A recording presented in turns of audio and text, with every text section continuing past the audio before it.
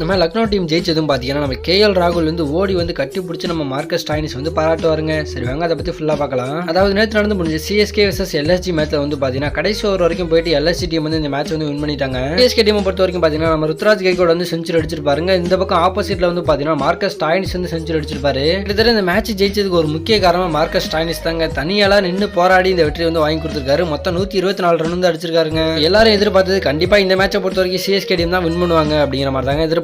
அந்த அளவுக்கு வந்து லக்னோ டீம்ல பேட்டிங்கும் ஸ்ட்ராங் கிடையாது. கேஎல் ராகுல் நிக்கோலஸ் பூரன் 2 பேர் தான் எல்லா மேட்ச்ல அடிச்சிட்டு இருந்தாங்க. ஆனா இந்த மேட்ச்ல நம்ம மார்க்கஸ் ஸ்டாயினிஸ் போட்டு பொளந்து எடுத்துட்டாருங்க. இந்த மேட்ச் ஜெயிப்பாங்க அப்படிங்கிற நம்பிக்கை லக்னோ டீம் பிளேயர்ஸ்க்கே கிடையாதுங்க. ஆனா மொத்த நம்பிக்கையும் உருவாக்கி கொடுத்துருக்காருங்க நம்ம மார்க்கஸ் ஸ்டாயினிஸ். அதுவும் கடைசி ஓவர்ல வெறும் 3 பால்ல 19 ரன் அடிச்சு இந்த மேட்ச் வந்து ஜெயிச்சிருக்காங்க நம்ம லக்னோ டீம். அந்த அளவுக்கு சிஎஸ்கே டீம் வந்து பாத்தீங்கன்னா கடைசி ஓவர் வந்து ஒஸ்டா தான் போட்டிருக்காங்க. 19 ரன் அடிச்சதுமே நம்ம மார்க்கஸ் ஸ்டாயினிஸ் தாங்க அடிச்சாரு. அதனாலதான் நம்ம கேஎல் ராகுல் வந்து பாத்தீங்கன்னா ஓடி வந்து கட்டி பிடிச்சு பாராட்டி இருப்பாருங்க நம்ம ஸ்டாயினிஸ்.